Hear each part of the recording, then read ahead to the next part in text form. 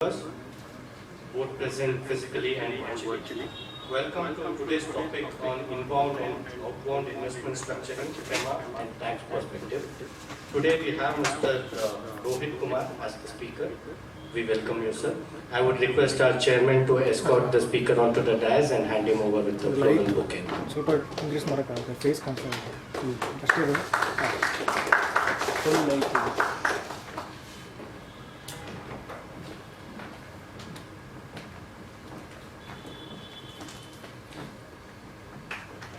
Light on.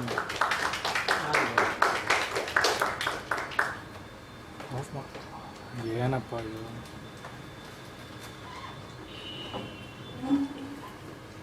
Thank you, Chairman.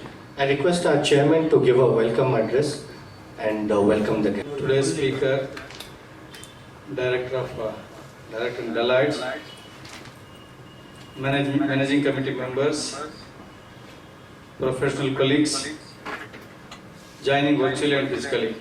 I welcome you all for today's very interesting program on FEMA and taxes, inbound and outbound investment structuring, FEMA and tax perspective.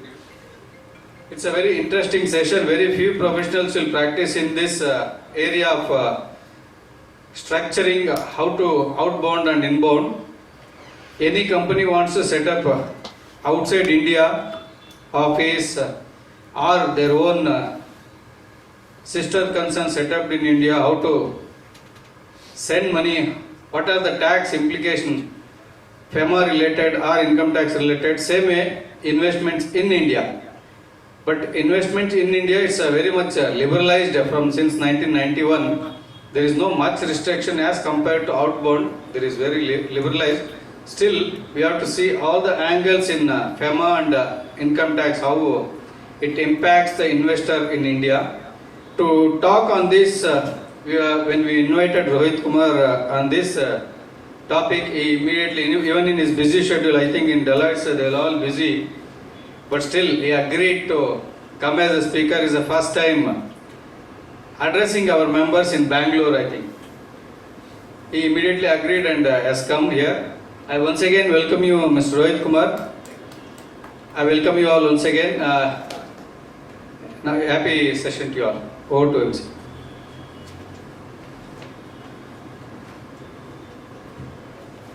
Thank you, Chairman. I take the privilege in introducing Mr. Rohit Kumar S, who is currently Director in Deloitte Asking himself. He has done his college graduation from Loyola College of University of Madras. He is a qualified Chartered Accountant and Cost Accountant and a rank holder in final of ICAA. Mr. Rohit has over 14 years experience in serving large Indian corporates and multinational clients in the field of audit, direct taxes, international taxation and mergers and acquisition. Mr. Rohit has presented various papers in conferences, seminars. He has written articles on various taxation issues in leading taxation journals. His expertise and advisory focus pertains to transaction structuring and advisory, tax due diligence, inbound mergers and acquisition, outbound merger and acquisition covering tax, DTTA, foreign exchange and companies laws. He has done various structuring of inbound and outbound transaction, M&A advisory for several $1 billion acquisition, tax due diligence on behalf of venture capital and private equity funds, assisted large overseas MNCs in acquisition in India from tax and regulatory perspective, advised on corporate restructuring on various Indian groups, advised and implemented merger, demergers, capital reduction of various Indian entities. Also acquisition advisory covering very critical aspects such as advising and identifying, designing tax efficient holding structure which is favorable to company, and also buy and sell side review of share purchase agreement and shareholders agreement, discussions and negotiation with the buy side and sell side. With this brief introduction, now I would like to present to you all Mr. Rohit Kumar S. Over to you, sir. So the topic which I'm taking today is inbound and outbound investments, structuring FEMA and international tax perspective.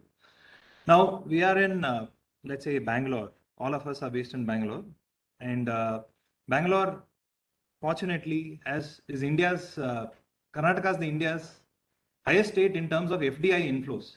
Most amount of foreign money comes into Bangalore or comes into Karnataka, I'm not really sure if everyone is aware of that, but as per the RBI release, which came in the end of May, almost 37% of the FDI received by India is received into the state of Karnataka for financial year 22.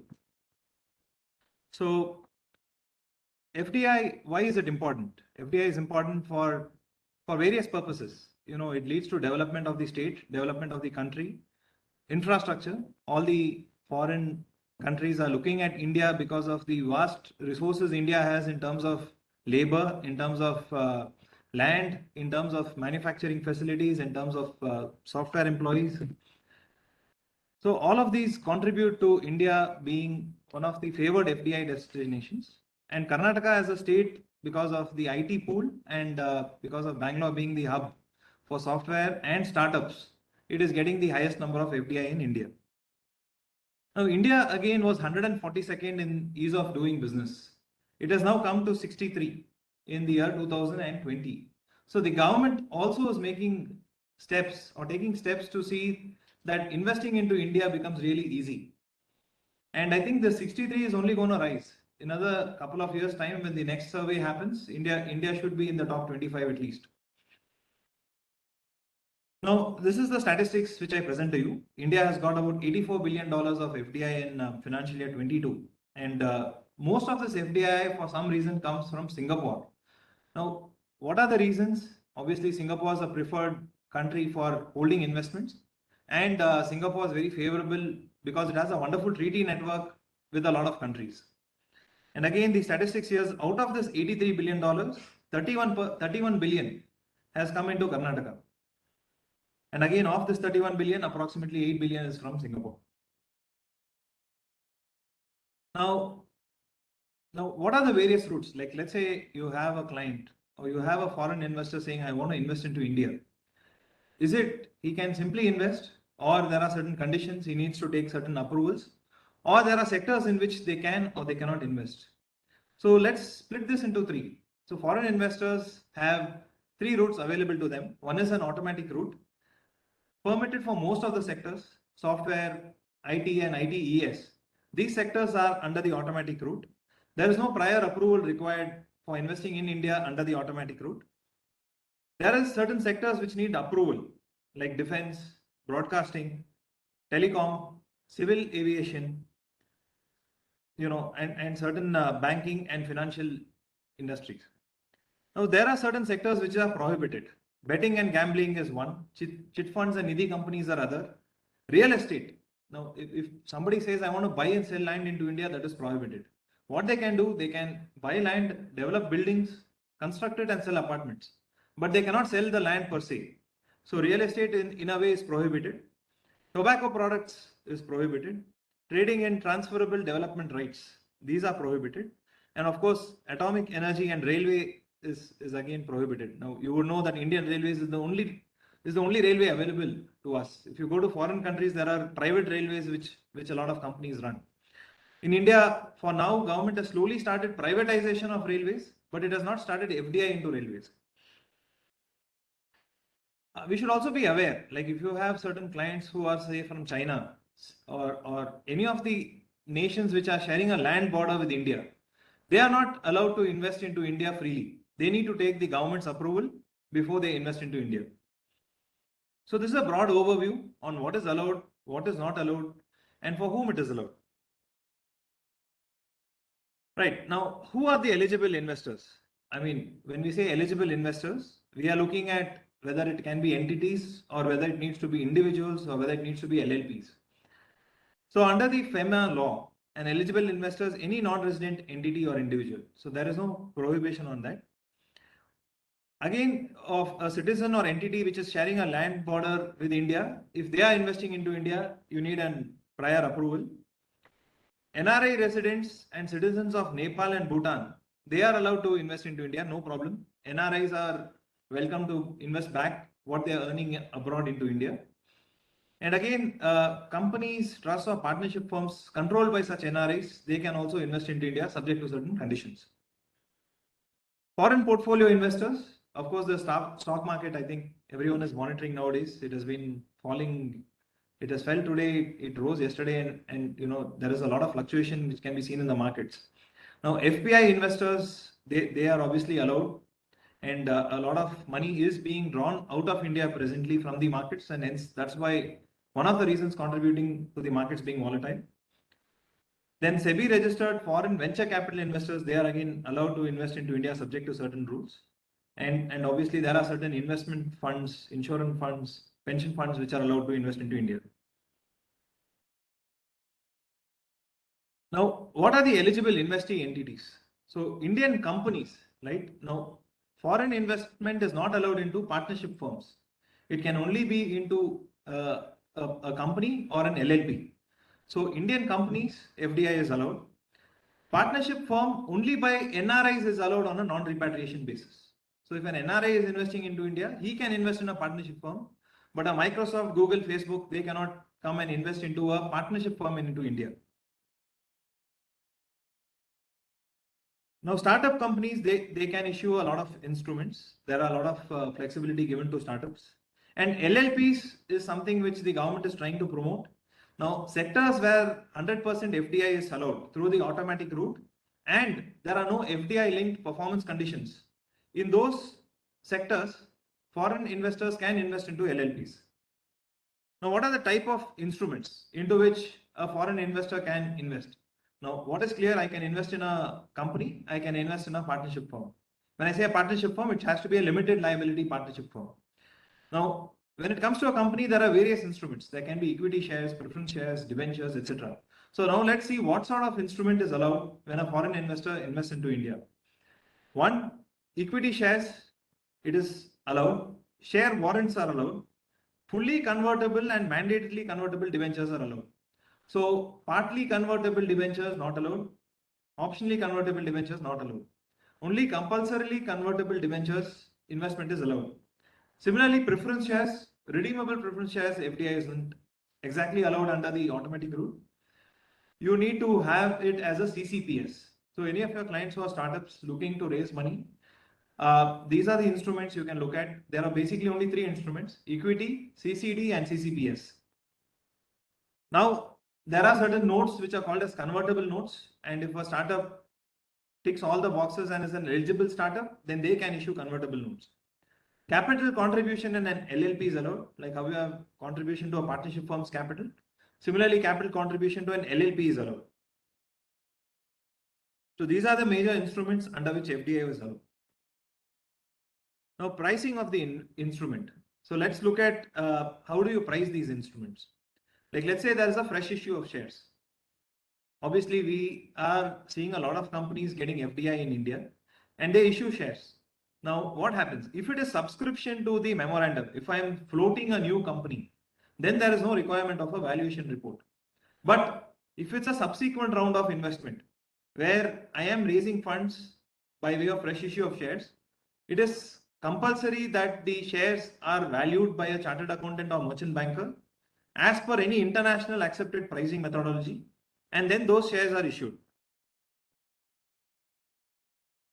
Now, if it's a preferential issue or right issue, again, we will need to still comply with the pricing guidelines, and there needs to be a certificate from a chartered accountant or merchant banker, and the shares have to be issued at an arm's length price.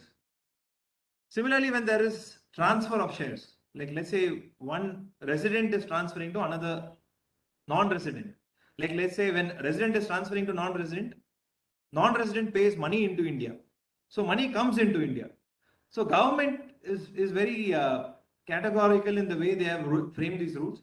When money comes into India, they are okay. How much ever money it comes, they're very happy to take it. So they're saying whatever is the floor, like let's say I'm doing a valuation of a share at 100 rupees and somebody is ready to buy that share at 150 also, it is fine. FDI is allowed as long as the floor price is met. Whereas vice versa, when let's say a resident, let's say Rohit Kumar is selling shares to Jeff Bezos of Amazon, then the government is very particular that because or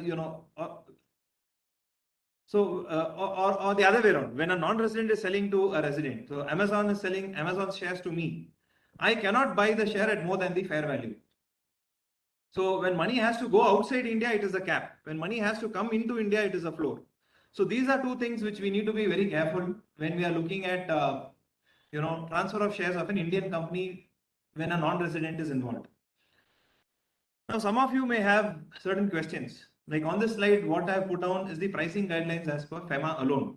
Now, everything has a tax impact also. Like there is a section which says 56(2)(7)(b). When shares are issued to a non-resident, whether that section applies? No, that section applies only when shares are issued to a resident. But there is another section which says 56(2)(10), which says when a person buys a share, he cannot buy it at a value below than the fair value. So from income tax, we will look at those sections 56(2)(10). And when we are looking at a FEMA perspective, FEMA is a code. This violation is income tax you can get away with, a tax penalty or something. But FEMA, this is not prohibited. What the pricing guidelines have to be met, right? So similarly, FDI in LLP. Again, LLP operating in sector where 100% FDI is permitted without any performance link conditions. So as mentioned earlier, if the LLP, let's say, is incorporated to do, say, software business or a services business, FDI is allowed into the same. However, let's say I am incorporating an FDI, an LLP to do real estate business. No, that is not allowed. Where somebody is selling land and the LLP's objective is buying land and selling land, FDI is not allowed into that. Now, for various reasons, people incorporate an LLP and then look to convert into a company. It can be, bigger vision to have, LLP is restricted. You can have only X number of maximum number of partners is limited in an LLP. There is no such limit on a company. So people prefer to convert the LLP into a company later. And a lot of tax laws are also evolving. Like if a company declares a dividend, first company pays tax on the profit at 25%. Then on the dividend, again, it withholds tax and the shareholder pays a tax. So effectively, the tax rate is somewhere between 47-48%. When you get 1 rupee, which your company owns, if the individual has to take it back, the cost is very high. But the advantage with an LLP is at 34%, there is no dividend distribution tax or anything, and income is exempt in the hands of the partner. So that is another reason why foreign investors do look at LLP as an option, because there is no withholding tax on any dividend. So if people have set up an LLP and are looking to a company, why would they do that? Let's say I want to go for an IPO. IPO only companies can go for. It's not allowed for LLPs. So they may look at converting the company into an LLP. So conversion of an LLP, conversion of a company into LLP is allowed, provided it's only in a sector where 100% FDI is allowed without any conditions. Again, there are pricing guidelines. If somebody wants to put FDI in an LLP, it has to be at a fair value. The similar guidelines which we discussed for a company, floor and cap, also apply to capital contribution of a company. Now, what is the mode of payment? The mode of payment is as follows. Any investment coming into India has to be from proper banking channels. So there is no other way. The capitalization of the company has to be through proper banking channels. Now, what are the options? Like, let's say we have seen the inward leg of transactions. People have come to India very happy about it. Now they want to exit. They have made their money, or for some reason they want to really exit India, which is, I would say coming to India is very easy. Going out is kind of difficult. From my experience, what I've realized is liquidating a company or winding down a company is really a long drawn process. So if at all people are really looking to exit from India, the simplest and easiest way is sell the shares. I have come into India, but I feel no, India is not my cup of tea. I want to exit. I found a buyer. I sell the shares. It's a 30-day process. I sell the shares and I'm out of India. So the easiest way is by way of selling the shares. Again, as we discussed earlier, sale of shares also has to be done in compliance with the pricing guidelines. Now, if a non-resident is selling shares of an Indian entity to another non-resident, two non-residents outside India are selling shares, neither money is coming into India or money is going out of India, RBI is not bothered. Pricing guidelines don't really apply. But let's say a non-resident sells shares to a resident, then pricing guidelines apply, because money is going outside India, there is a cap. it cannot go beyond the fair value prescribed under FEMA.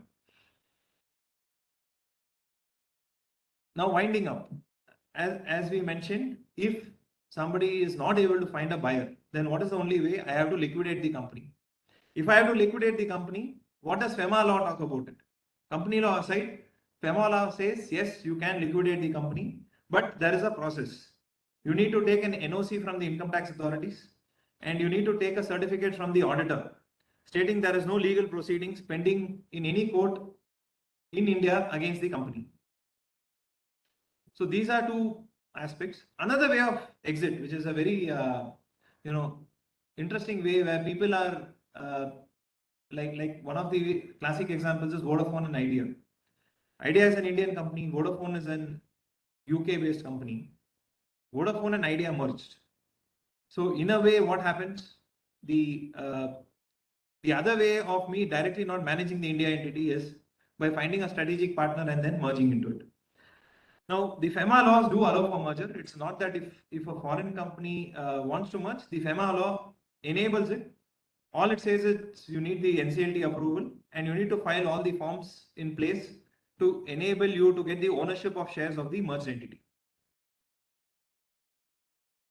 So these are some of the exit options available. I transfer the shares, I wind up or I merge. There is no other option.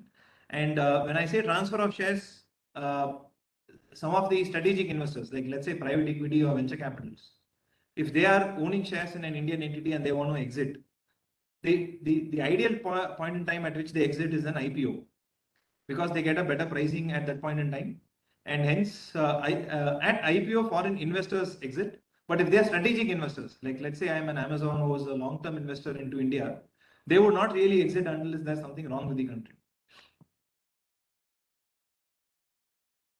Now, since the audience here is a CA audience, I thought what is really important for practitioners to know when we are actually doing anything to do the FEMA law. So these were some of the important aspects. Now, everything has a reporting. Like when money comes into India, there is something called as a Form FCGPR which has to be filed. Now, I'll tell you why it's very important. I do M&A for a living. In the sense, when people buy and sell companies, there is a process. And let's say you had an investor, your client is a startup.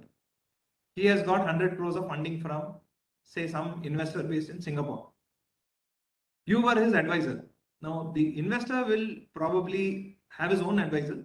And let's say he also approaches a CA in India, and that CA did not file the form FCGPR when the money came into India.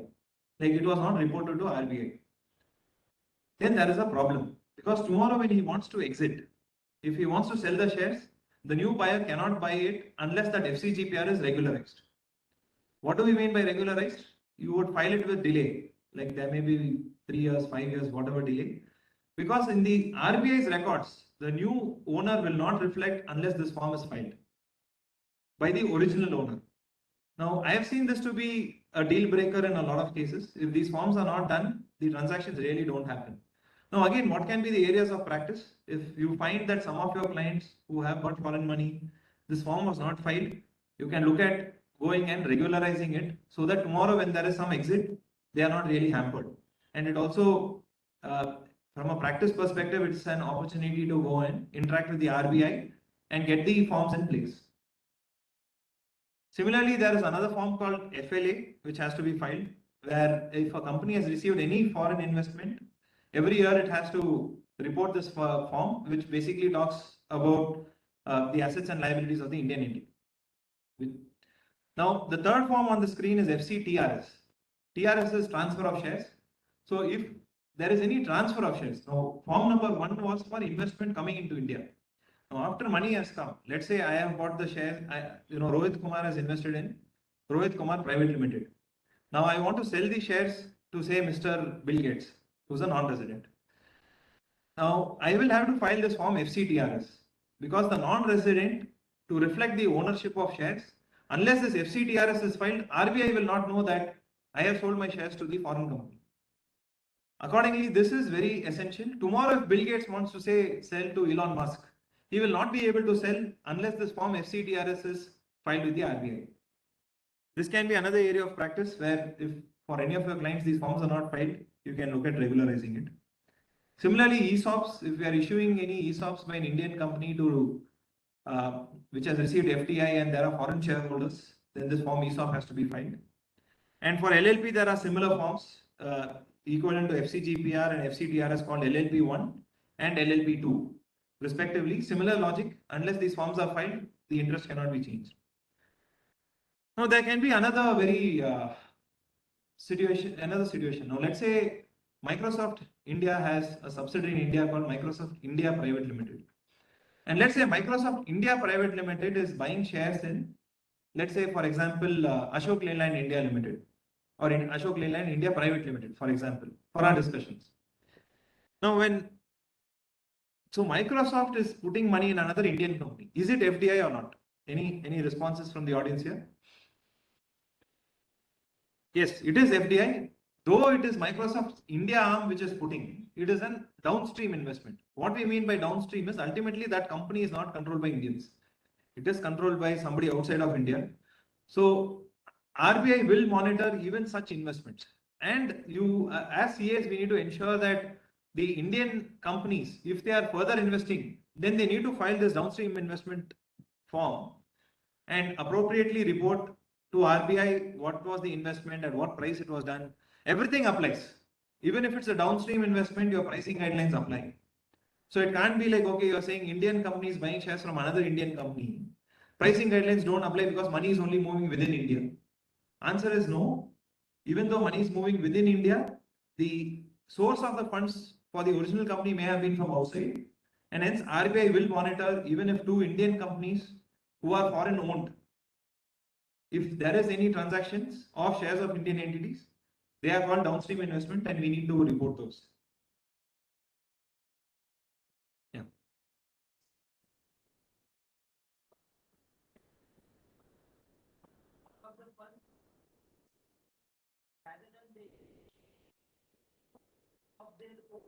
Doesn't matter. Because ultimately it is still controlled by non-residents.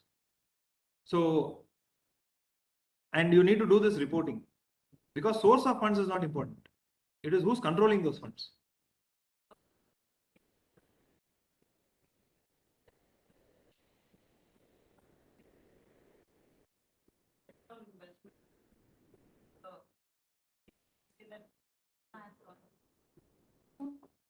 Yeah, if it's an Indian company, then it is not foreign owned and controlled.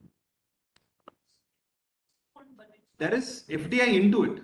Like for example, let's say for example, Flipkart before 5 years, where it was being owned by Indian people and there were foreign investors into it. So there was a point where the control was actually with Indian residents and it kept diluting. So we need to see at what point it got diluted. And if it is controlled by Indians, again, the view is that if it is an Indian company owned and controlled by Indians, it's not a foreign owned and controlled company. There is a concept called FOCC in FEMA, which is called foreign owned and controlled companies. So here it is neither, it can be owned, but it is not controlled by non-residents. So foreign owned and controlled it is. It is not foreign owned or controlled. So it has to satisfy both the conditions.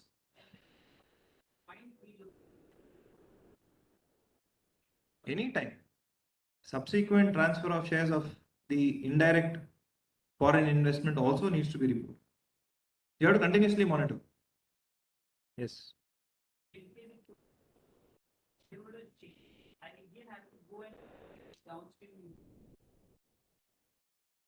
No. So your point is if let's say in our example Microsoft India is buying say Apple India for example. Microsoft India, when it puts money into Apple India, it will have to report. Microsoft, what will happen in your case? Microsoft India will sell Apple India. It will have to report. So any change in shareholding, it will have to.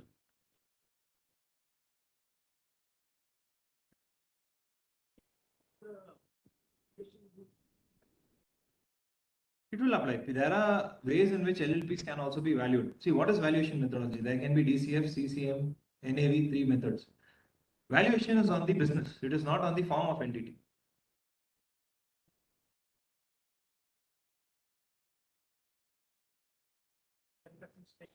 Yes.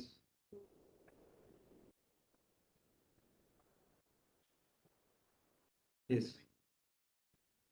So example, let's say I have an LLP which has a business which is valued at 100 crores. So 10% is how much? Simple. So 10 crores, if I want to give away 10% stake, it has to be minimum at 10 crores. Tax is separate. So what we are talking about is pricing guidelines under FEMA. So under the tax laws, yes, as per 45.3, 45.4, whatever is the implication, we'll have to go with that, analyze it, and see what would be the tax implications. But in case of a LLP, so how do we say 10% of the Partnership share. share of profitability? Yeah. So if a company is putting in money and not taking share of Cannot happen. Capital percentage of mining, if it profit can be only. So it will be governed by capital, not by the profit share, because the logic is tomorrow if the LLP liquidates, you will get the profit share has no meaning. Capital share has the meaning. So what RBI is trying to govern is the capital share. So similarly in a company also, like I mentioned earlier, there is equity, there is preference shares.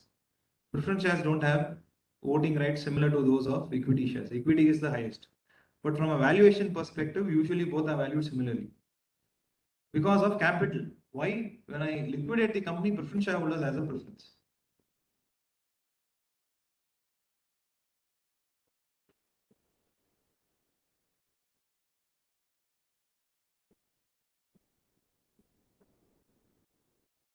company. 56 is for transfer of shares, 56 to 10. Where under 56 to 10 it says any receipt of shares.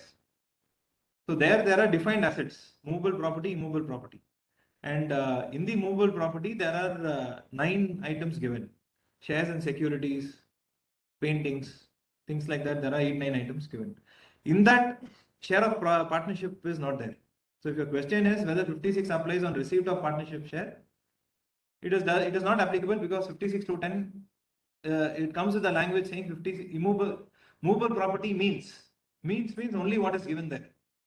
Whereas if the language was it includes, then it can also include anything else.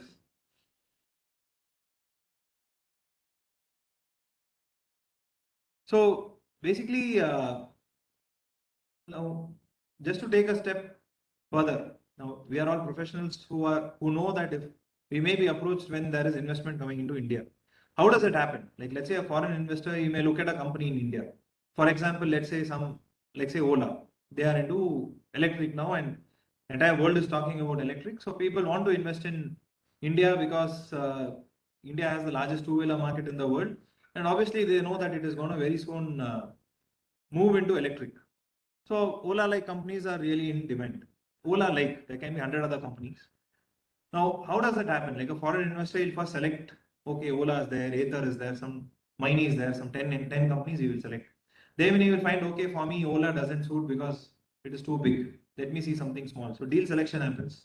Then they do due diligence. When I say due diligence, it's from tax, FEMA, all the laws. So like I mentioned earlier, they will appoint a lawyer who will come and check whether all the forms were filed, FCGPR filed, FCTRS filed. Otherwise, I buy the share and if I don't have title to it. See, the title to share for a non-resident, like a land document, is very important for title.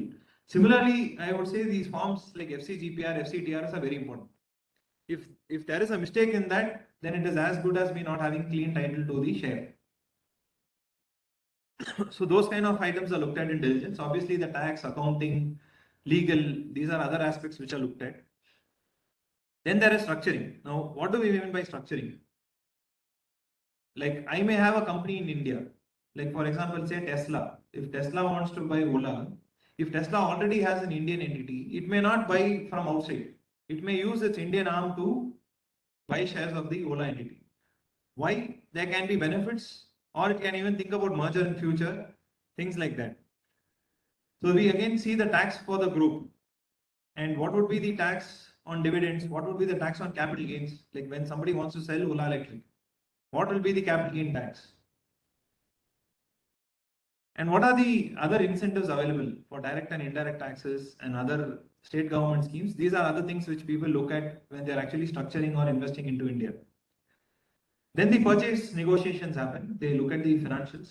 They look at what is actual, like there can be, for example, debtors which are not recoverable, or let's say batteries which are already obsolete and they are useless but still showing in the books.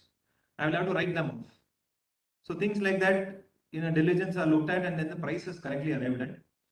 And then the integration happens. Like if a company acquires another company in India and they really want to integrate the operations, I will have similar HR policies between both my companies, similar leave policies, similar salary structures.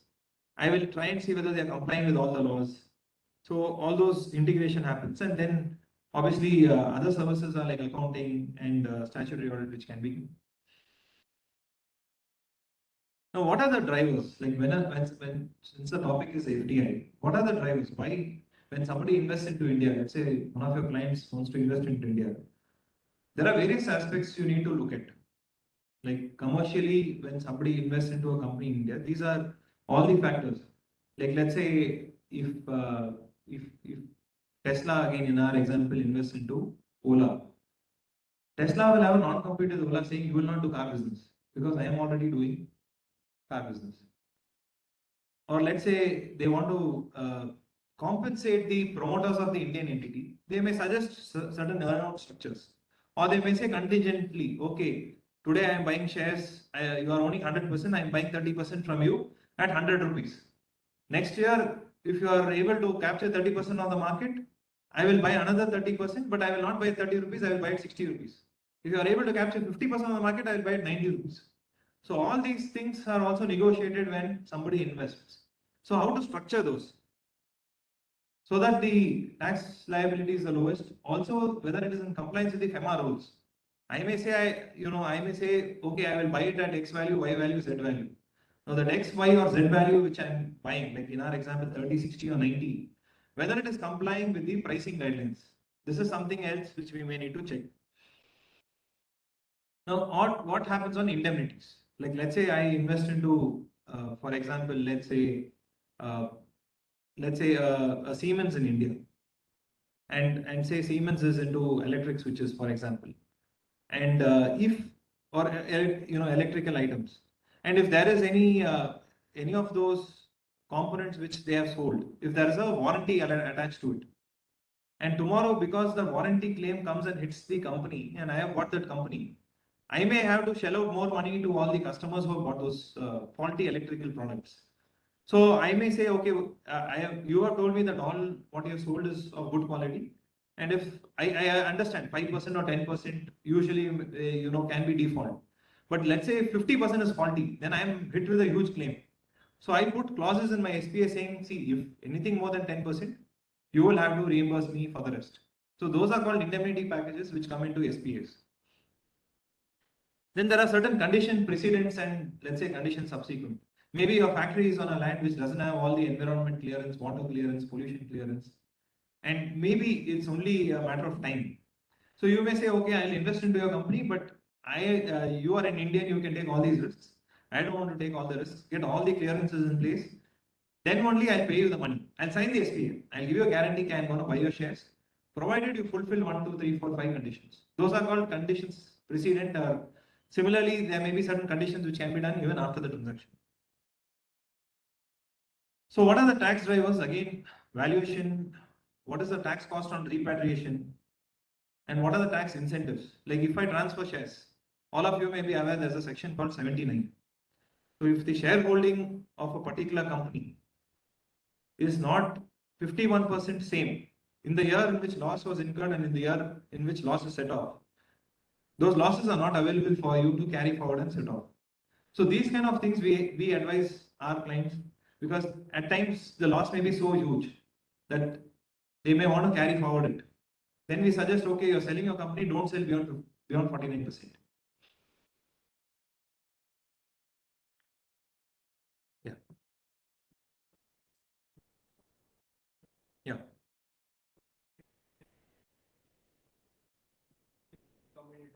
Yeah. So I'll give you an example. Like let's say these conditions subsequent are only some things which can generally be easily fulfilled. For example, I would say that I change the auditor. That's a condition subsequent. Can you say that is something which I can't do? No. So what lawyers or advisors come in and they ensure that those conditions subsequent are something which can actually be completed. Whereas condition precedent is something like what you told. What if I don't get the approval? Like for example, let's say Hyundai, they came into Chennai 25 years back. They acquired a huge parcel of land. And there, the legal diligence on the land was most critical. What for some reason somebody comes and claims, hey boss, this all land belongs to me, you put a factory here. That would be condition precedent where all NOCs are got, everything is got. Whereas condition subsequent is something more procedural or which can be easily done. So preferable exit routes. Now, obviously, as we discussed earlier, most of the investment into India comes from either Singapore, and before the Singapore Treaty was amended in 2017, majority 80% of the investment in India used to come from Mauritius. Why? Why Singapore? Why Mauritius? Because Singapore Treaty with India says capital gains is not taxable in India if sold from Singapore. And Singapore local law has no capital gains on sale of shares. So when let's say you and me, we are selling shares in let's say Infosys, Wipro, whatever it is, all of us are paying full taxes.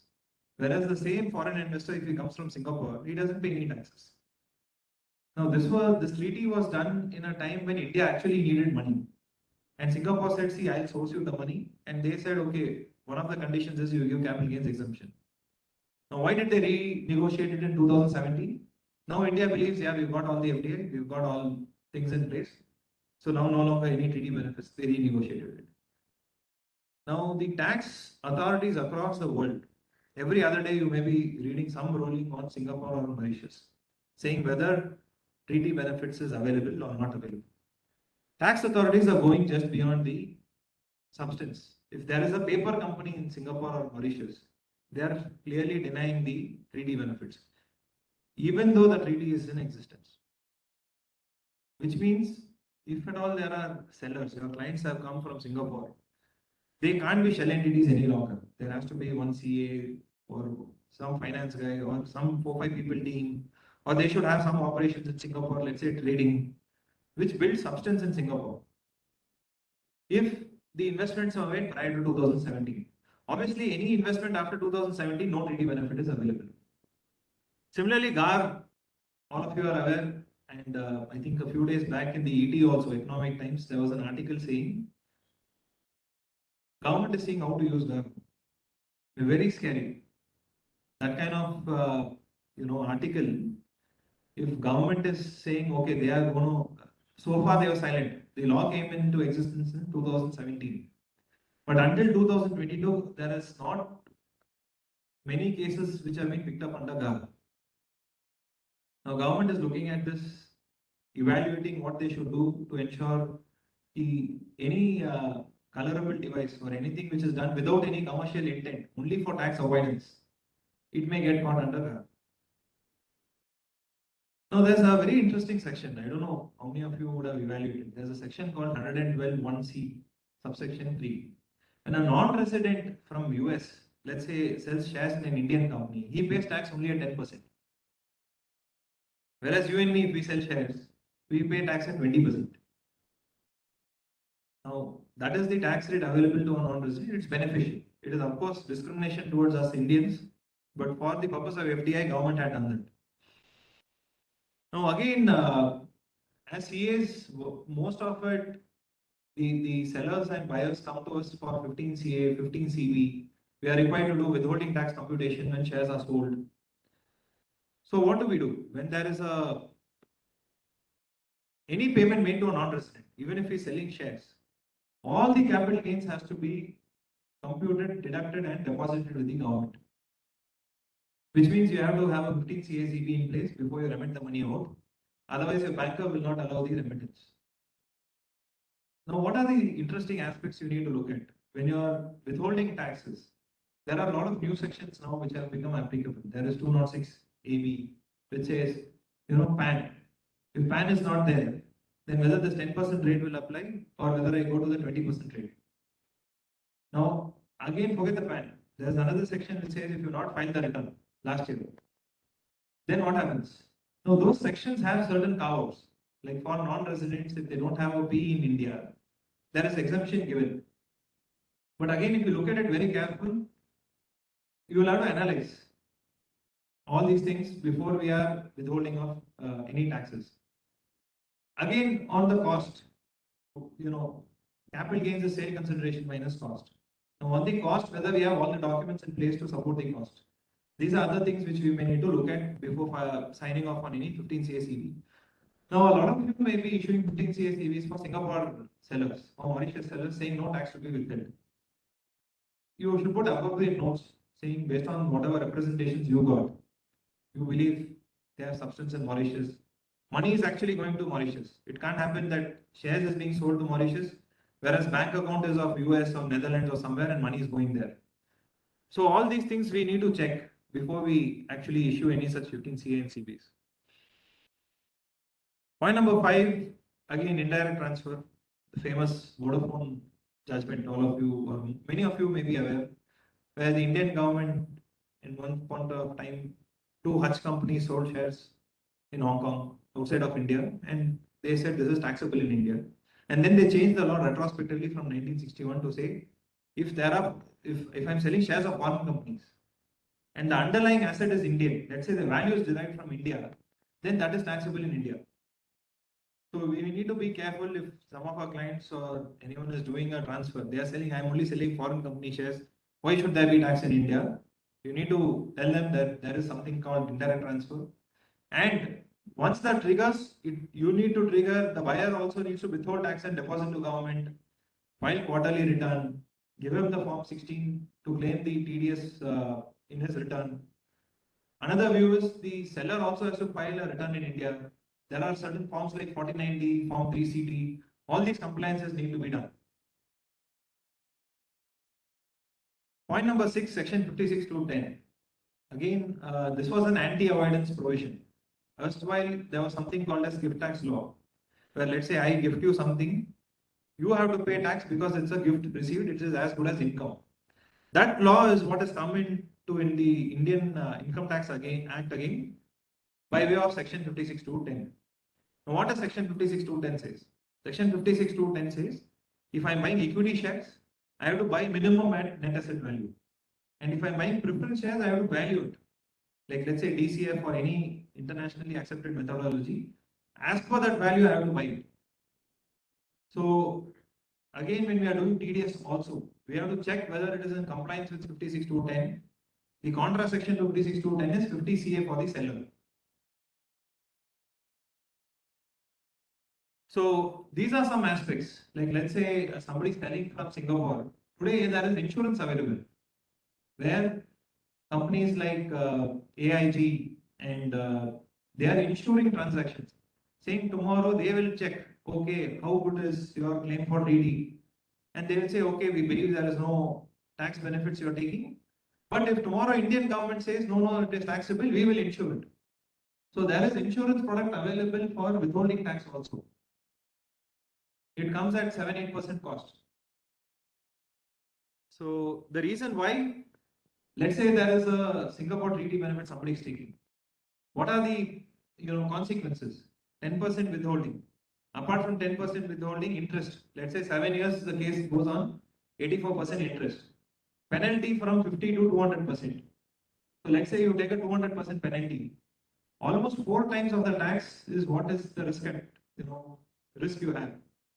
Rather, I go and take an insurance. Let the insurer take the risk.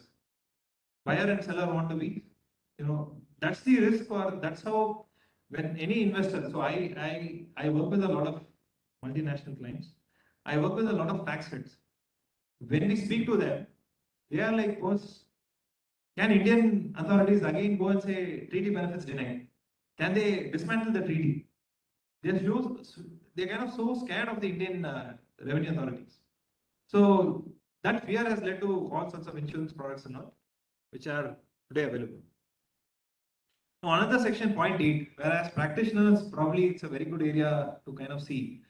See, there's a section in IT Act which says any transfer of asset, if you have a proceedings with the IT Act, like let's say Rohit Kumar, I have 100 crores due to the government, and all of them are at different levels, tribunal, high court, Supreme Court, and I want to sell let's say I own shares worth only 100 crores. My net worth is 100 crores, but I have tax litigation of 100 crores.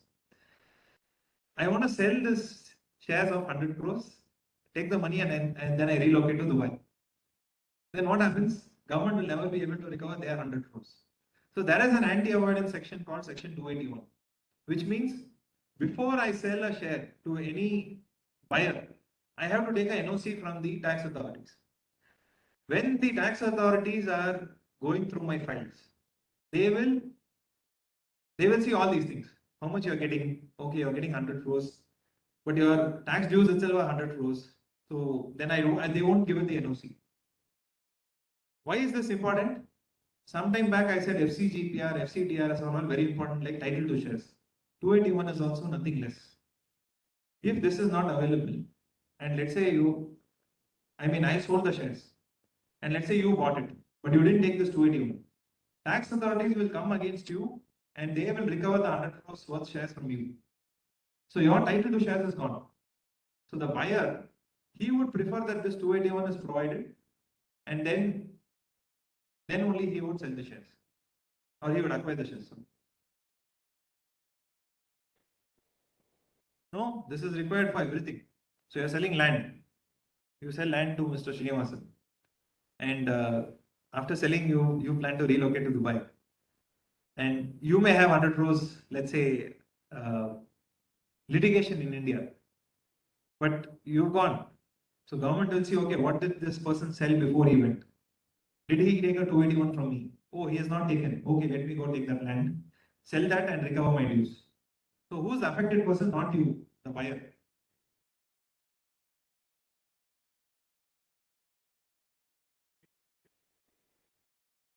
So there are alternate means, like what we do. First preference is I see the litigation. Like I come and ask you for, if you go to your IT website, there is a screen which says outstanding demands. If that shows 0, I will ask for it. Yes. So the chartered accountant verifies it and says, yeah, see, there is a risk, but it's not actually a risk because he doesn't have any assessments. Or there is no dues only to the government. What is this? Then it's a considered call. It's a commercial call. But let's say you have assessments. Then I will say, yeah, your CA itself is saying 100 crores assessment is there. I have seen the CA certificate, you go to government and get it. So it is two-step. First step is take the 281 from CA.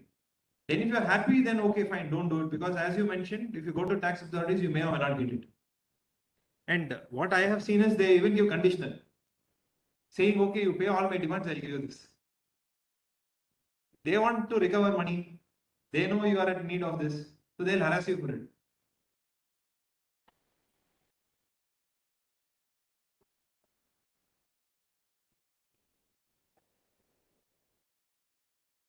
Liability as that means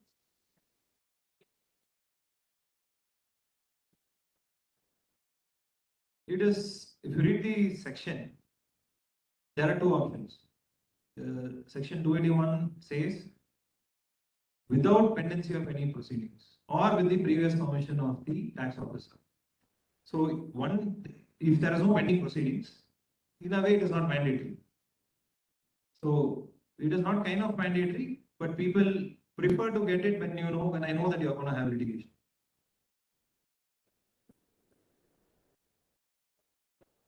Yes, there was a circular which CBDT issued saying they have to act within 10 days and issue this 281 within 30 days. But practically what they'll do, they'll give you some information request list saying, okay, you give me all this, then I'll give you this. So they are again smarter than us to buy more time. Though there is a CBDT instruction that says within 30 days you have to give it. So tomorrow if somebody questions them, they'll say, yeah, I asked this data, you didn't give. And the data will not be easy to collect.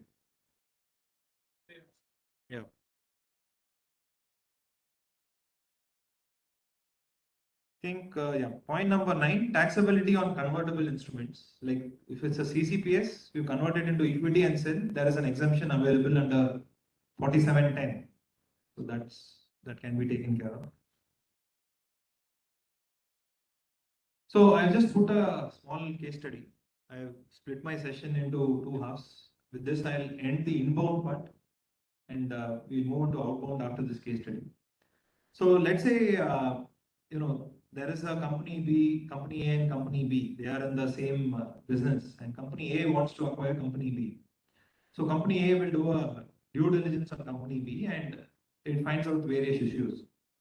And let's say company A has got funding from reputed private equity investors. Let's say, Tiger Globals and Sequoias and all.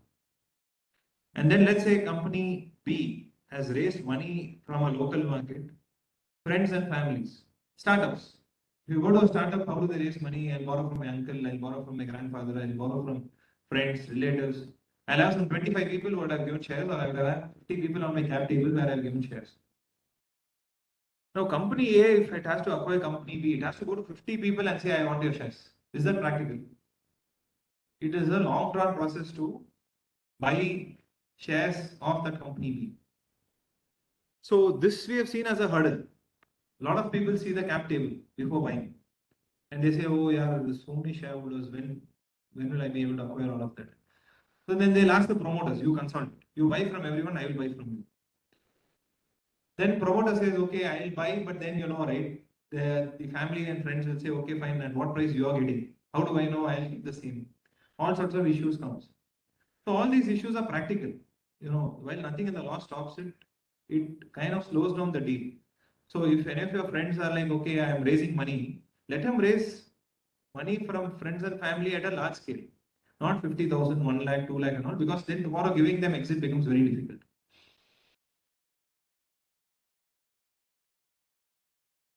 So in similar transactions, you have to then structure the agreements very carefully, where let's say family and friends are there on the cap table, then you have documentation to say, okay, fine, tomorrow if I have to exit, you should be ready to sell. There should be put options, call options. There should be all sort of protection for the promoter to enable him to buy those shares and sell it. So this is what can CAs offer to do when money comes to India. As I mentioned, what can be optimal ownership structure? Whether they should invest in CCPS, equity, what should be the cap table, what should be the instrument, whether it should be preference shares. Why preference shares? Preference shares have a lot of flexibility. It can give you control on the company very fast. You can write whatever you want in the terms of the preference shares for private companies because a lot of sections do not apply to them. So when I say you can write whatever you want within the FEMA and tax laws commercially, which will give you a lot of powers saying, okay, if this doesn't happen, I will convert into such a ratio, things like that. What could be the proper entity? Like, let's say you have plans to go for an IPO, then why would you first of all suggest a LLP structure in India? For them, LLP may not work. Company would be the better structure. What is your repatriation needs? The advantage with the LLP is you can put money in, you can take it out. Capital in, capital out. But with a company, if you have to, you can't do capital in, capital out. Putting money is easy, taking it out is very difficult. What are the ways in which you can take money out? If you are profitable, dividends can be declared. But if you are not profitable, then there are very few means to take the capital out of India. You have to go to NCLT for capital reduction.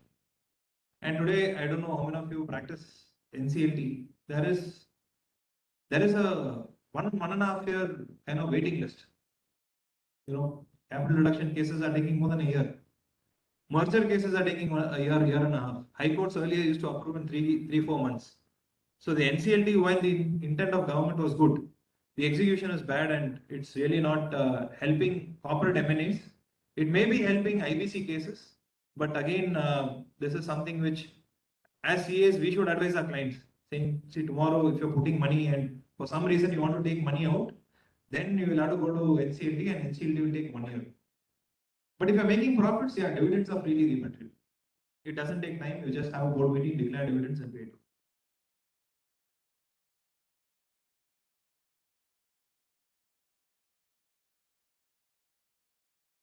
Now, again, when investors come into India, there are various agreements in place. So all those agreements we can review as CAs and see whether it is compliant with the tax laws, FEMA laws, etc. So this is some other services we can do. And obviously, once you are in with the client, year on year audit, year on year repatriation, 15 CA, CBs. And again, based on your area of practice, if you're an indirect tax practitioner, you can do GST audit and tell your investors saying, see this client, from GST we have to look at it, these issues, income tax we have to look at these issues, company law these can be the issues, FEMA these can be the issues. With this I complete the inbound part. Yeah.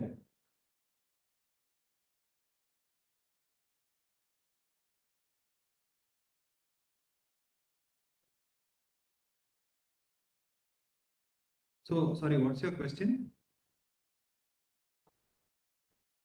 RBI intimation, there is no form. You have to give an intimation, get a stamp and keep it, because there is no form.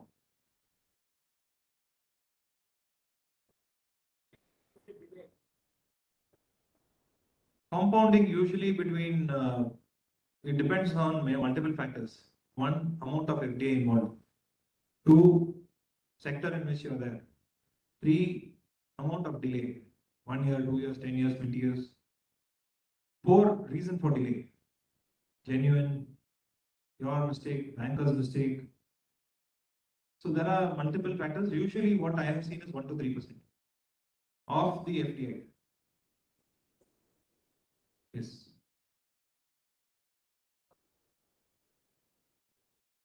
That's why I mentioned. It depends on the reasons also. If you're able to say, okay, I give my bank screwed it up, RBI will be like, yeah, that was my job to do, to monitor the bank.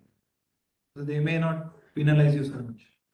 In fact, there is a table, it's available on the RBI website, which talks about compounding, what will be the charges and fees.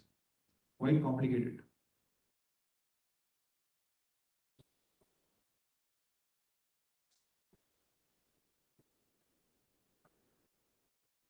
Yeah, possible. So NRO is not repatriated. It is as good as a domestic investment.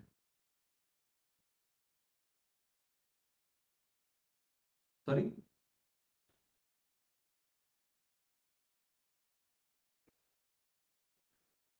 No, if it's an NRI, if I have an Indian passport, I'm an NRI, settled outside India, and I invest on, there are two ways of investing for NRIs available. Repatriation basis, non-repatriation basis. What do we mean by repatriation basis? Whatever money I put in, I can take out. Yes, that is equivalent to foreign investment. Whatever rules apply to non-resident applies. The other is, like he mentioned, NRO account. If I put through NRO account, it is as good as Rohit Kumar Indian investing into India. But the problem is tomorrow, let's say that 1 crore worth of shares which I got becomes 100 crores. I can't take the 100 crores out of India. I can take only $1 million per year out as per the NRO account. So this is again something we can advise NRIs saying, okay, if you're using this, this is the consequence. You're using this, this is the consequence. And again, sectors.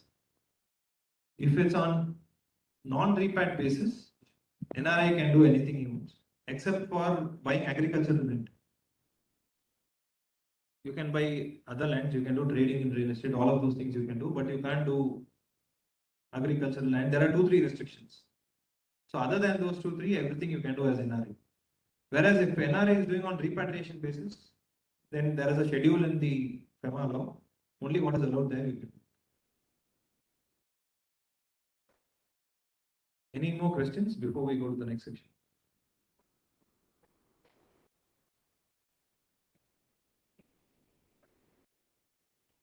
Not able to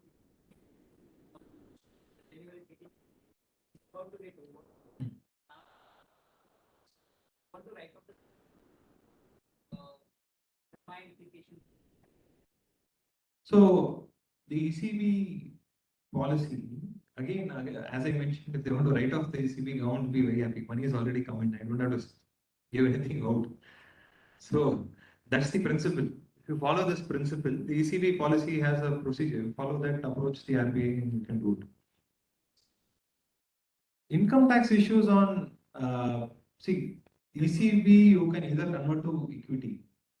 I think that's allowed under the policy, conversion to equity. So if you are converting, if you are writing off, there can be some tax implications. We'll have to structure it.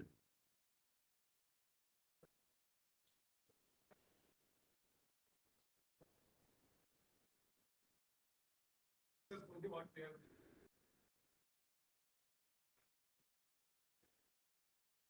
Yeah, that's there.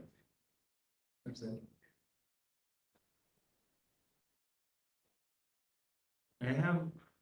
I've also seen cases where investment into India would have been like not very high, but the fees or penalties on the original investment be like 30 lakh, 40 lakh, like somebody said, right? Delayed reporting. It is quite abnormally high for a small mistake. RBI is strict. See, RBI, in my view, is one of the cleanest. And RBI is also, it's a code. RBI is a code. It's not like tax. Maybe, may not be, should be, could be, would be, all languages will be there. RBI, yes, no. There is no middle, there is no gray. If there is something which you believe is gray, go and ask the clarification. Don't take a chance. What is allowed, do it. What is not allowed, don't do it. What you think may be allowed or may not be allowed, you have a doubt, go and ask RBI. But don't do it tomorrow and say, I thought it was like this. The problem.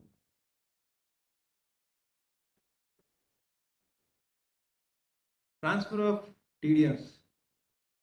See, financial sectors, see, if you read, if you want to know what sectors are allowed, what is not allowed, there is you can read the FDI policy.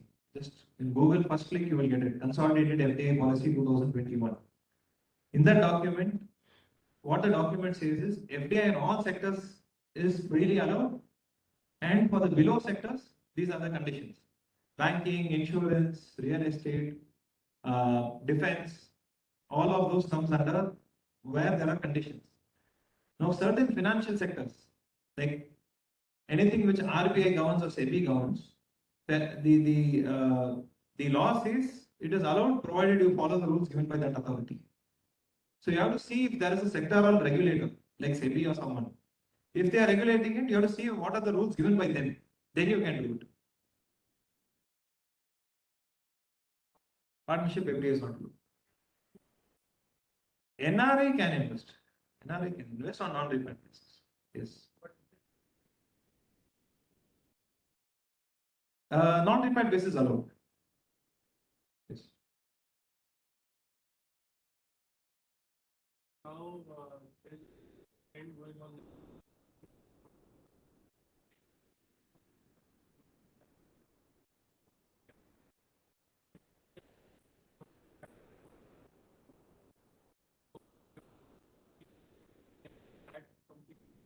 Yep. It's coming in the next section. There is a section on this, I'll cover it. It's round tripping. So that is not allowed. I'll cover it.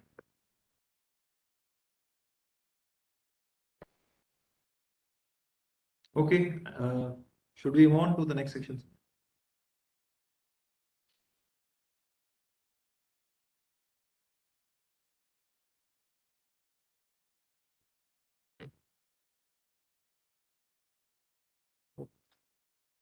So, outbound investment. What is outbound investment? Now, this is actually,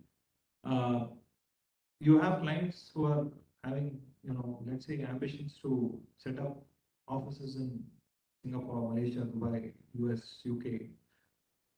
And what do we do? So then you have to follow something called as these FEMA outbound regulations, investment in JV and wholly owned subsidiary abroad. There's a specific regulation. So a few tips, if you want any clarifications on FEMA, the FEMA website is one of the most beautiful websites, the RBI website. There are master directions. Everything is updated in different colors. So like you want to know whether when the law has been updated, everything is available. some of your questions, the answer is there. There are FAQs. So just go to the FEMA website, say master direction. You say FDI or outbound, whatever you're looking at, you will have all the regulations there. So the investments for outside India is done by the outbound regulations. And a lot of Indian companies have become global and they want to invest outside India. And they are either directly, and usually the preference is M&A. Indian companies do not want to go outside and greenfield setup from scratch. They try and see something which is existing and buy it. That's what I have seen. But yes, the software and certain other companies, they are going greenfield. They are going and setting up themselves. Now, India had seen the FDI numbers. ODI is very small. We have FDI of 81 billion, but we have ODI of only of about 4 billion. So it's pretty imbalanced like that. A lot of money coming into India, but Indians investing outside is hardly 5% of the FDI we are getting. Yeah, these are some FDI deals, like only bigger companies like the Tatas and Reliance, they are doing a lot of ODI. Serum Institute, obviously, because of the vaccine thing, and these are some case studies here. Yeah, now what are the routes? If somebody has to go outside, there are either automatic route or approval route. So the automatic route, it has to be through the AD bank, and approval route, it has to be through RBI with prior approval of the RBI. And what is prohibited? I think somebody had a question. If I am going outside India, I can do whatever business I want outside of India, except real estate and except anything to do with financial products linked with the Indian rupee. Now, why real estate? See, the land has always been a reason for wars. I'm going and buying land somewhere else. I can go and buy a country itself. China can go and buy land in Africa. Indians cannot go and buy land in Africa. So that is something is a government's policy saying, okay, we will not go and allow our citizens to acquire land elsewhere. And why nothing to do with the Indian rupee? Because RBI is in charge of keeping the rupee stable at whatever price it is. And if they allow you freedom to do anything to do with the rupee, then their autonomy is lost. And that is why you would have seen that they have literally just killed the Bitcoin and all the virtual currencies by 30% tax, all sorts of rules. Which is correct, because as a government, you see Sri Lanka's situation. It is not having forex reserves. India can very well be in that situation had RBI not been there. So RBI is correct in its own sense. It is doing what it can to protect the rupee. Now, what do we mean by direct investment outside India? So, buying shares in a company outside India, either by primary subscription or secondary, is allowed. And what is allowed is only 4 times of my net worth. Like, let's say I am Rohit Private Limited, my net worth is 100 crores. I cannot invest outside India more than 400 crores. So this is one of the important regulations which we have to check. As per the ODA rules, you can't invest more than 4 times your net worth outside of India. And what is the definition of net worth? It means paid up capital and free reserves. So there are also certain other limits. You can't go beyond $1 billion. It's a large limit. And you can give loans, guarantees to overseas companies where you have equity participation. The Indian entity should not be on the RBI exporters caution list. If you are on that caution list, you can't do ODI outside India. And all transactions should be routed through one branch of an ED bank. You can't use different banks, different branches and do all this. Again, valuation guidelines apply when you invest outside India. Like when we discussed into India, money coming in, money going out, same logic applies whenever ODI is also there. And here, in fact, it is more strict, where there is a acquisition of foreign company, where investment is more than $5 million. The valuation should be done by a category 1 merchant banker. It can't be done by CA. And if it's less than $5 million, CA can do the valuation. Again, when we are doing investment by way of swap of shares, where I'm investing outside India, in return I'm giving my shares. So those kind of swap of shares arrangement also needs valuation by a category 1 merchant bank. certain investments in certain countries, like sometime back, Pakistan was identified to be a FATF non-compliant country. So I'm just giving Pakistan as an example, but there are other countries also, like say Panama Islands and things like that, which are not FATF compliant. So Indian companies can't invest in such countries. So before you invest, you have to see whether that is FATF compliant. US, UK, most of the G20, G7 are all compliant. But if you are suddenly hearing some new country, can I invest in Fiji? Can I invest in, let's say Congo and all? You have to check whether they are FATF compliant. Now, a lot of investment outside India happens through two-tier structure. When I say two-tier, I will have a SPV. That SPV, let's say I have a SPV in Singapore. That Singapore will buy Japan. That Singapore will buy Australia. That Singapore will buy Malaysia company, etc. That is allowed. But you have to check Companies Law. Companies Act doesn't allow more than 2 layers of sub companies under 186. So 2 layers has to be checked, but 1 layer in this case SPV is fine because it will only be 1 layer.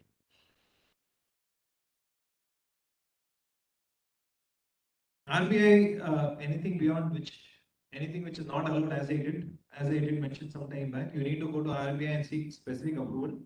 And if that specific approval will only be provided based on a review of RBI of all your funds. Now, investment by resident individuals. I think somebody had this question. Like individuals are setting up companies, sending money out, bringing that in. So this is a very interesting section. So basically, investment by individuals, you are allowed only to do up to $250,000, which in today's terms is hardly 1.5 crore. So 1.5 to 1.7 crore is what is allowed for an individual to invest outside India. Anything beyond that, what people are doing, they're setting up a company. Rohit Kumar sets up Rohit Private Limited. I put 100 crores in it. That 100 crores I can invest outside India. This is what people have been doing to overcome this. But if I'm doing it with a genuine purpose, it's fine. But if I'm doing it with not a business purpose or something else, then it is risky. It has to be with a business intent. It cannot be for any personal intent. So if I'm setting up a company and say remitting 100 crores outside India for some personal reasons, like let's say buying a house somewhere or buying a golf resort somewhere or buying something which has no business connection, then that is not allowed. Now, round tripping. What do we mean by round tripping? I invest in a company in Singapore. That Singapore company again puts that money back into India, not allowed. So round tripping is the most serious violation of RBI law. They will not look at it very nicely. So we should probably tell our clients that even by mistake, you may have a Singapore entity, but let that Singapore entity not put that money back into India in any form. Because once it is round trip, it's a problem. Why this is important today? A lot of startups, they are when the founder is, let's say in Bangalore, he sets up the Indian headquarters. Then the investor says, no, I want headquarters to be in Singapore. Then they will do something like that. They'll set up a company in Singapore. That Singapore company will again buy this Indian company. It's round tripping. So things like that, please be very careful. That is called externalization. There are multiple ways to achieve it. Like for example, let the foreign investor set up the Singapore entity. You can then sell the shares to that Singapore entity. You get the money in India. That money you invest in the capital of the Singapore entity. That is not round tripping because money has already come in first. You are sending money out later. See, Indian money going out, coming back is round tripping. What I told, it is my money has gone out. It has never come back in. That is one example. There are multiple ways and it is not as simple as I am telling you.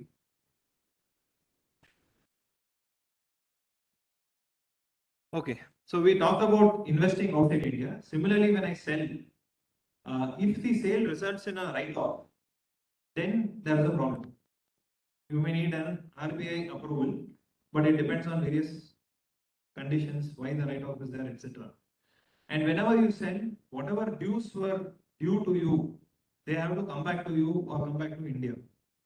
And again, all these valuation guidelines apply. So when you invest outside India, valuation. When you sell outside of India company share, valuation rules apply. And you should not be under investigation from SEBI, IRDA, CBI, etc. And again, all those relevant filings have to be done. Like what I mentioned for investment into India, selling outside of India also relevant forms have to be filed with the RBI.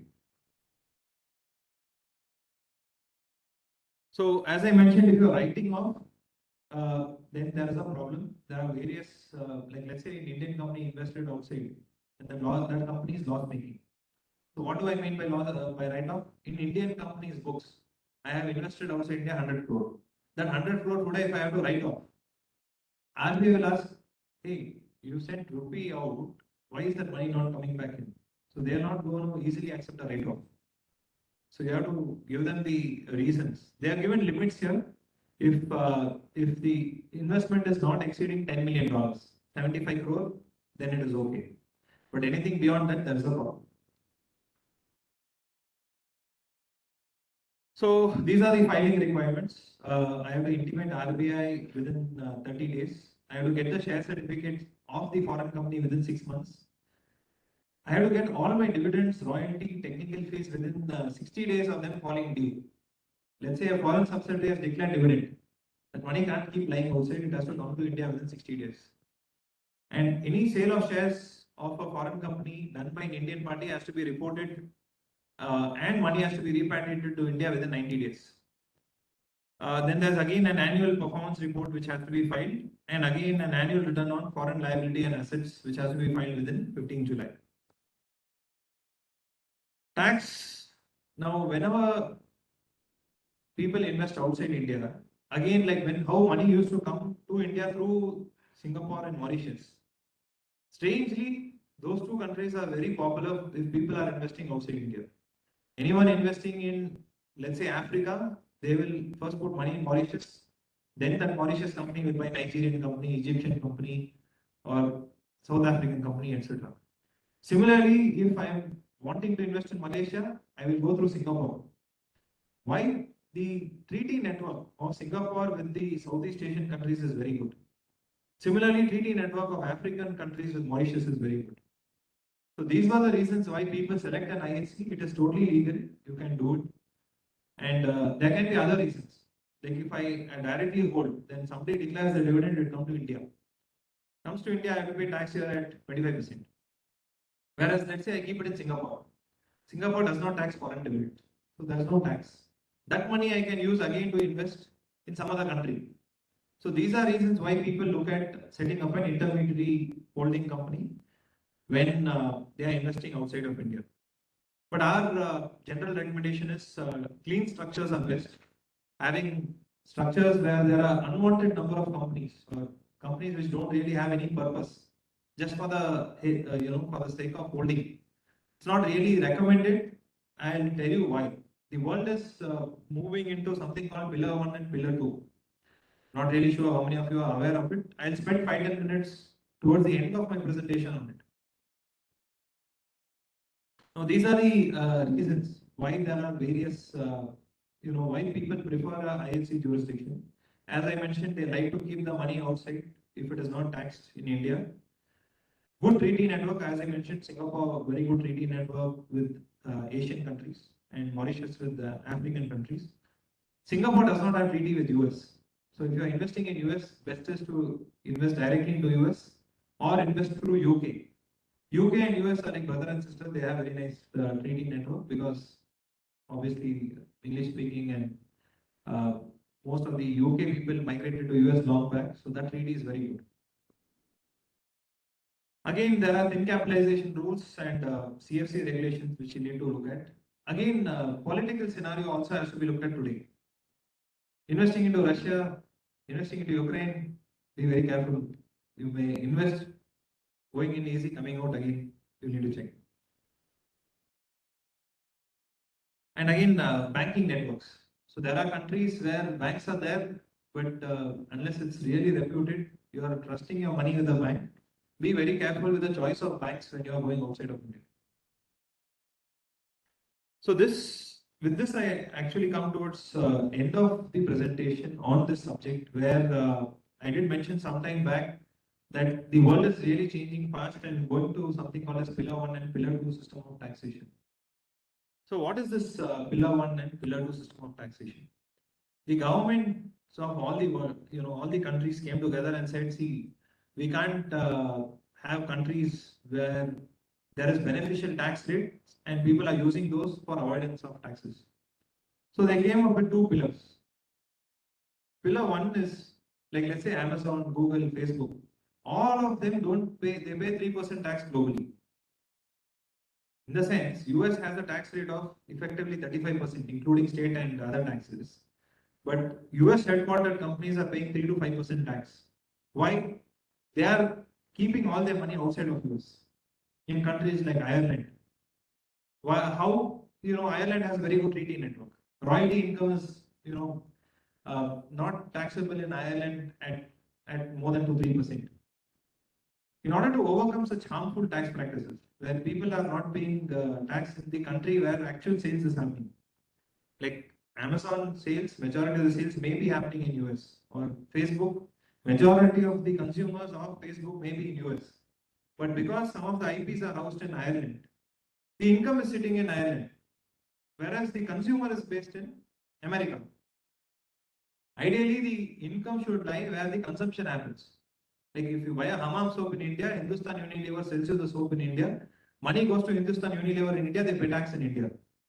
That is product. You can identify, okay, soap is there, soap went here. But how do you identify where is Facebook? Facebook is only somewhere in the cloud. But the majority of development, engineers, the costs are sitting in US, incomes are sitting out. To match all of this, they are coming up with a Pillar 1 system of taxation. This won't affect small companies. The plan is first they will target 100 of the world's biggest companies.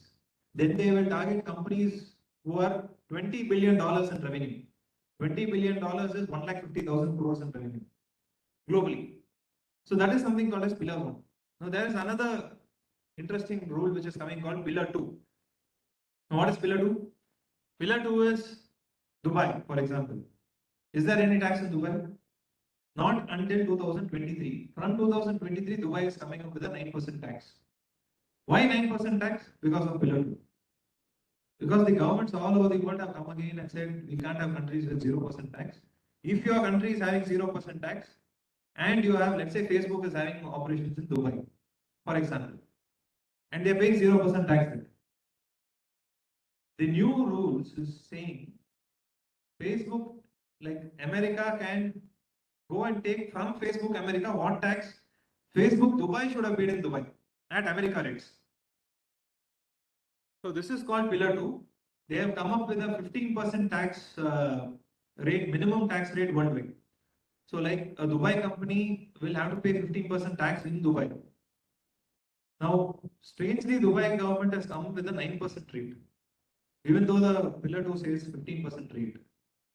Why? One, because Pillar 2 is not yet law today. It is only a framework. But in a year or maximum 2 years, it is going to become law. That time they may again change it. From 9, they will make it to 15 probably. So this is something which we have to be careful when we are saying inbound, outbound, so many companies across the world. If I am setting up operations in a country which is having less than 15% tax rate, I have to factor in a cost saying, okay, tomorrow somewhere, some government will at least come and recover this 15% from me. This Pillar 2 is pretty complex. I have done a detailed study on this. It may take more time to explain what it is, but in a nutshell, the world is looking at every country at least having a minimum 15% tax rate.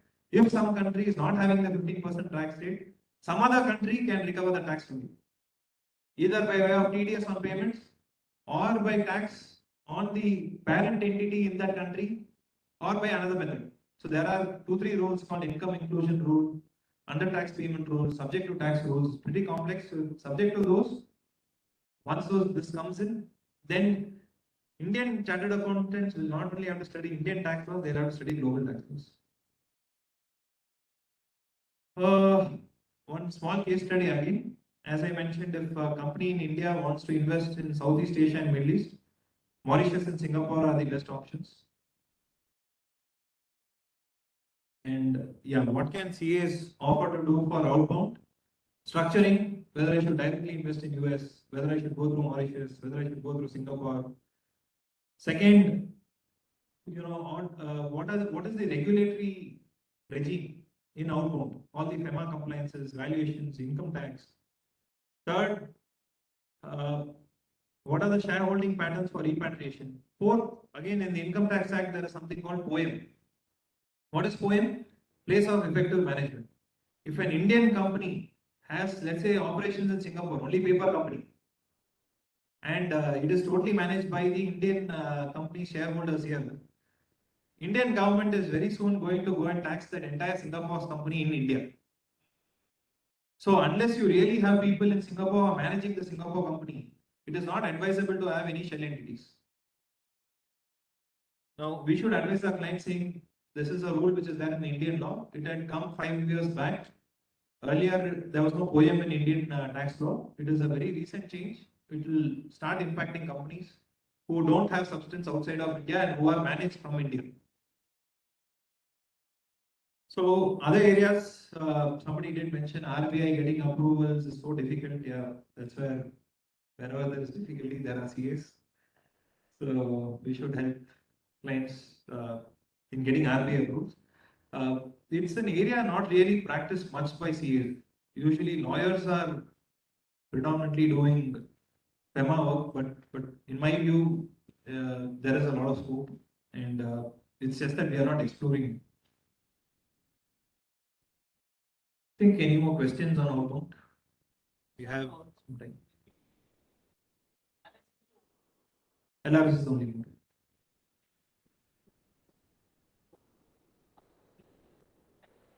Yes. You set up a company, let the company invest. Directly as an individual, you can't invest. And if you want to invest, the company in India has to be in that business. That company wants to expand in another business. You want to buy a house somewhere with 100 crores, you can't buy. You need RBI approval. Sorry, when I say you can't, Indian investors can invest more than $250,000 subject to RBI approval. Can't invest outside India. How will you set up? You don't have money, right? Negative net worth means there's no money.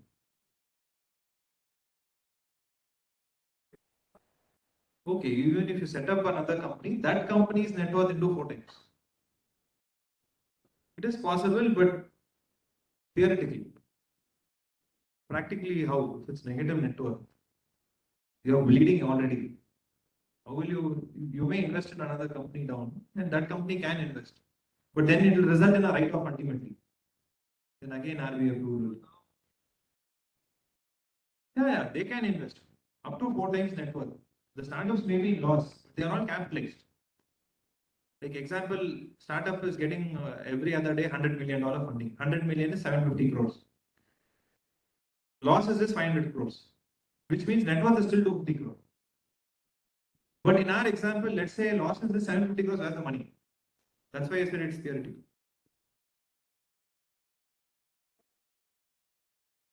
OEM guidelines are also there in Indian law.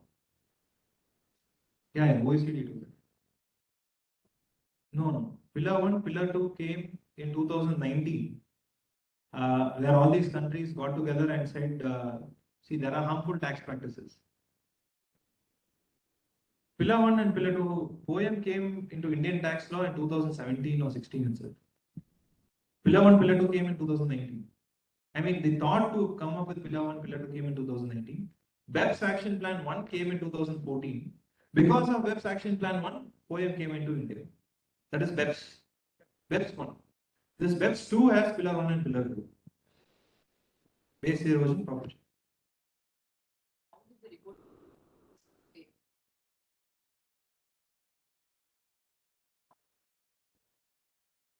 Sorry? Say, secure future. Trading future. So the time banks are, I don't get any share certificates. Right? I mean, as per the RBI guidelines. So, And there is no document except for the agreement. I don't have anything else. no, but you get the share certificate. It says it will not. In? It say optionally convertible convertible on a future. future date. So therefore, I don't have anything like. My combinator.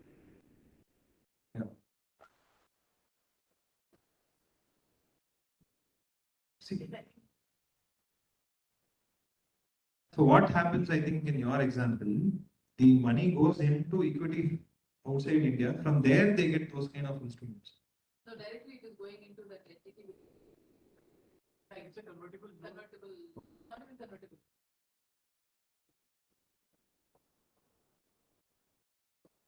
Not even convertible. I don't get anything except the right when I have a right to convert.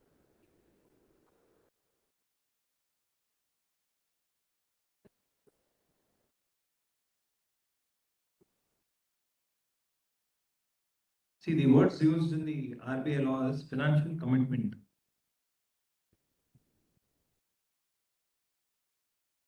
So direct investment outside India means contribution to capital or subscription to MOA of a foreign entity by way of purchase of existing shares of foreign entity, either by market purchase or private placement. So it has to be a share.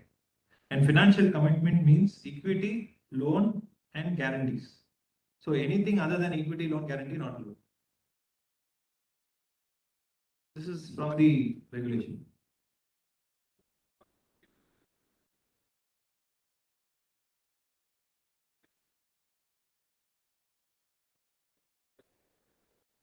Sorry? 250 limit applies to everything under the sun. You can do what you want with that money. Yes. So the scripts you're saying, they can be shares in that country. The script which you're saying, it can be share in that country's law. If they call it share, it's fine. They could classify it under where in Israel. They classify it under. Share. It's fine. That country law, if it treats it as Document except. that is your document of ownership. It's fine. That's okay. You create another from that country. You say you own. What is given in that agreement is you are owning X number of units in that share capital or whatever. That itself is fine. That you can file again saying this is the share certificate. It need not be share certificate like in India. Substance over form. The substance agreement is still there, which gives you ownership on that country, on that company's units.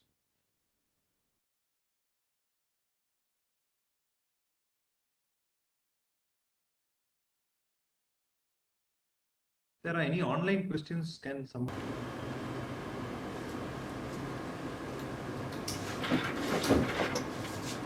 If there are any online questions, can somebody check?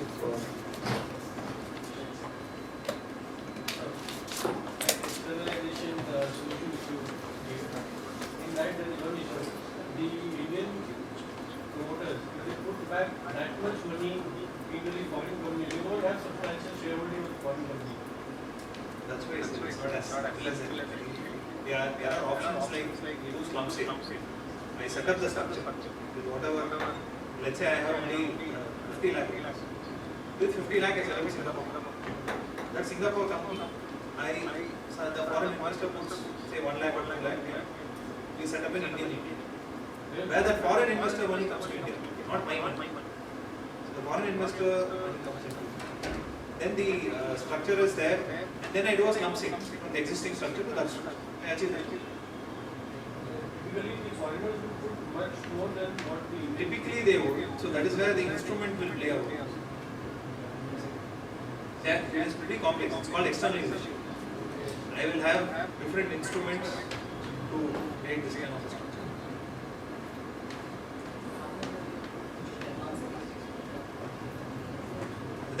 So there are some questions online. Whether Indian residents can set up LLP only for making investment in overseas entities. Is this allowed, or are there any restrictions under Nbfc regulations?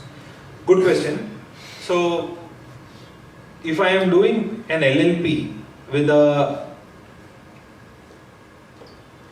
so this is outbound, whether Indian residents can set up LLP for making investment in overseas entities.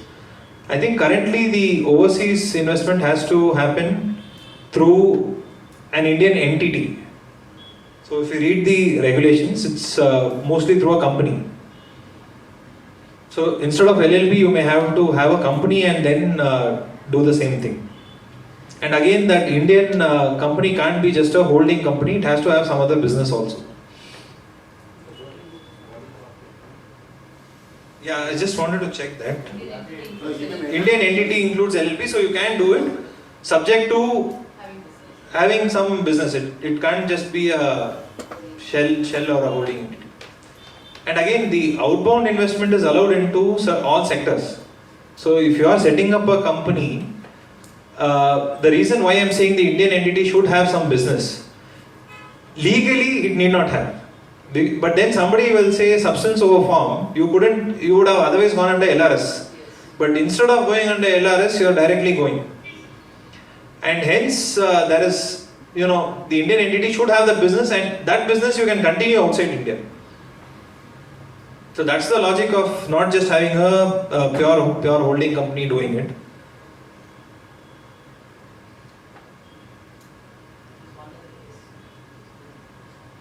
I have only one question from Hello. Okay. Manasa J. Company A wants to purchase from USA and wants to sell in Malaysia. Wants to purchase from USA and wants to sell in Malaysia. Okay. What is the best way to do this? Okay. As GST jurisdiction won't apply here, which has more advantage? Selling from India through movement of goods doesn't happen in India, or to form a company outside India. So to understand, right, the question is on trading by an Indian entity who wants to buy from US, which is technically import for India, and then sell to Malaysia, which is again exports. So you can look at an option of setting up an entity outside India and then doing this to avoid all the Indian maze of GST. That's the answer. FEMA guidelines with respect to the same, ODI is allowed in all sectors. So even if I'm doing trading, it is fine. I'll set up a company in Malaysia. Malaysia company buys from US, sells to Malaysia. Possible. US company, Indian company buying from US, selling also in US itself. Then set up a company in US, buy in US, sell in US. Otherwise, import, export, all those guidelines will apply. Possible to do it without setting up a entity? You can.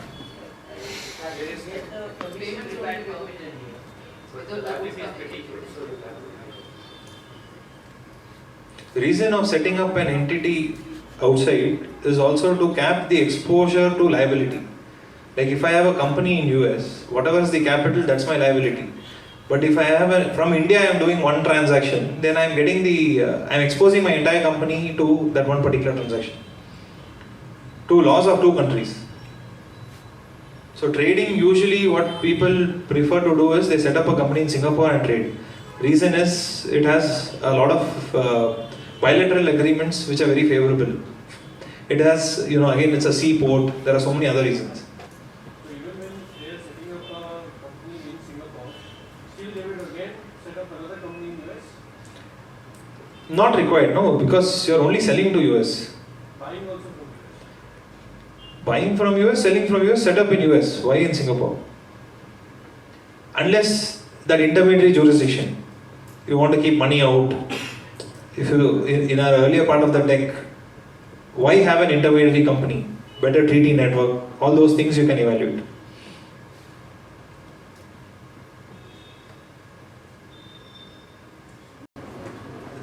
So there are some questions online, whether Indian residents can set up LLP only for making investment in overseas entities. Is this allowed, or are there any restrictions under Nbfc regulations? Good question. So if I am doing an LLP with so this is outbound, whether Indian residents can set up LLP for making investment in overseas entities. I think currently the overseas investment has to happen through an Indian entity. So if you read the regulations, it's mostly through a company. So instead of LLP, you may have to have a company and then do the same thing. And again, that Indian company can't be just a holding company, it has to have some other business also. Yeah, I just wanted to check that. Indian entity includes LLP, so you can do it subject to having some business. It can't just be a shell or a holding entity. And again, the outbound investment is allowed into all sectors. So if you are setting up a company, the reason why I'm saying the Indian entity should have some business, legally it need not have. But then somebody will say substance over form, you would have otherwise gone under LRS. But instead of going under LRS, you are directly going. And hence, there is, the Indian entity should have the business, and that business you can continue outside India. So that's the logic of not just having a pure holding company doing it.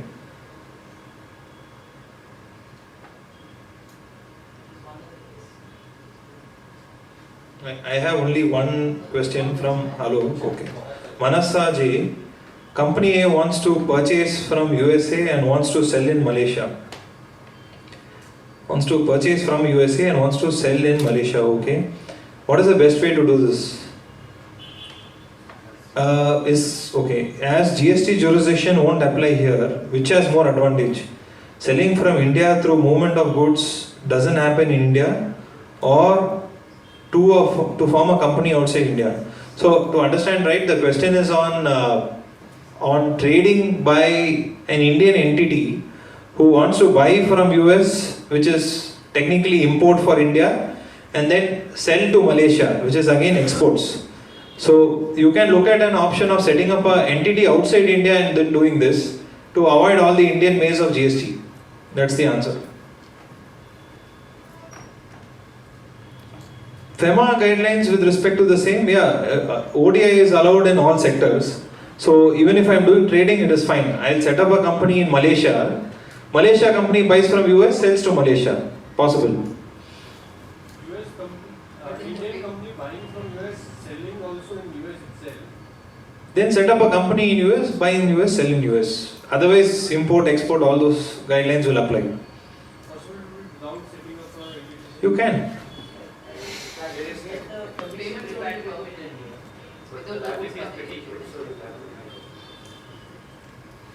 The reason of setting up an entity outside is also to cap the exposure to liability. Like if I have a company in US, whatever is the capital, that's my liability. But if I have from India, I am doing one transaction, then I am getting I'm exposing my entire company to that one particular transaction. To laws of two countries. So trading, usually what people prefer to do is they set up a company in Singapore and trade. Reason is it has a lot of bilateral agreements which are very favorable. It has, again it's a seaport, there are so many other reasons. So even when they are setting up a company in Singapore, still they will again set up another company in US? Not required, no, because you're only selling to US. Buying also from US? Buying from US, selling from US, set up in US. Why in Singapore? Unless that intermediary jurisdiction, you want to keep money out. If you, in our earlier part of the deck, why have an intermediary company? Better treaty network, all those things you can evaluate.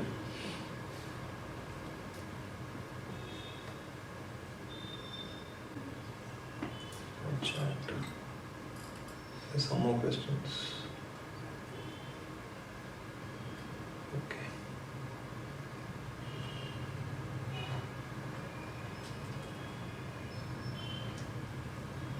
Thank you, everyone.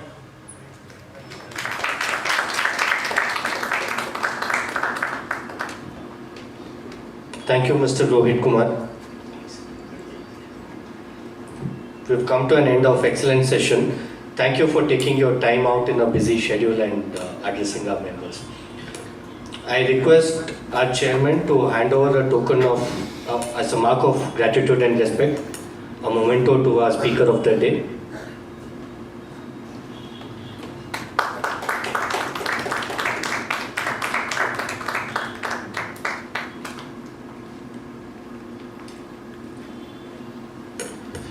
Thank you, members, for being so interactive and making the session an interactive session rather than a one-sided. And the topic being so interesting, I think this was very much indeed.